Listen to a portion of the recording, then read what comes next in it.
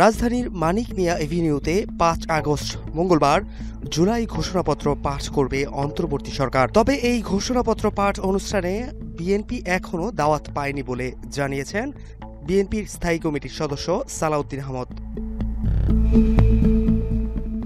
৪ August সোমবার রাজধানীর গুলশানে নিজ বাসভবনে এক সংবাদ সম্মেলনে একথা বলেন সালাউদ্দিন আহমদ।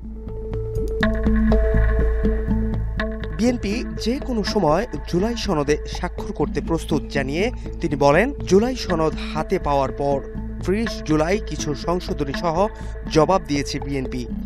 সনদ বাস্তবায়নে বিএনপি সর্বোচ্চ সহযোগিতা করছে।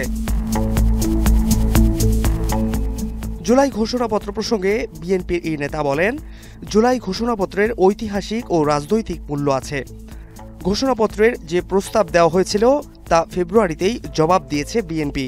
প্রস্তাবে তারা ২৬ মার্চকে উপস্থাপন করতে চাননি, আর এর সঙ্গে দ্বিমত পোষণ করেছে বিএনপি। এছাড়া রাষ্ট্রীয় এবং সাংবিধানিক স্বীকৃতি চতুর্থ তফসিলের মাধ্যমে দেওয়া হবে। জুলাই ঘোষণাপত্রের ক্ষেত্রে বিএনপি যে সংশোধনী দিয়েছে তা মেনে নেওয়া না হলে ঘোষণাপত্র পাঠের পর পরবর্তী প্রতিক্রিয়া জানাবে বিএনপি। এদিকে সংস্কৃতি বিষয়ক মন্ত্রণালয়ের উপদেষ্টা মুস্তফা সারোয়ার ফারুকী বেসরকারি একটি সংবাদ মাধ্যম সমকালকে জানায়, জুলাই ঘোষণাপত্র পাঠ অনুষ্ঠানে বিএনপি, জামায়াত ইসলামী, এনসিপি সহ জুলাই অভ্যুত্থানের সকল শক্তিকে আমন্ত্রণ জানানো হয়েছে। জুলাই ঘোষণাপত্র পাঠ অনুষ্ঠানে আমন্ত্রণ পায়নি দাবি করে বিএনপি নেতা সালাউদ্দিন আহমদের বক্তব্যের বিষয়ে জানতে চাইলে উপদেষ্টা ফারুকী বলেন, বিএনপিকে দলগতভাবে দাওয়াত করা হয়েছে। তাদের কে কে আসবেন সেটা দলটি ঠিক করবে।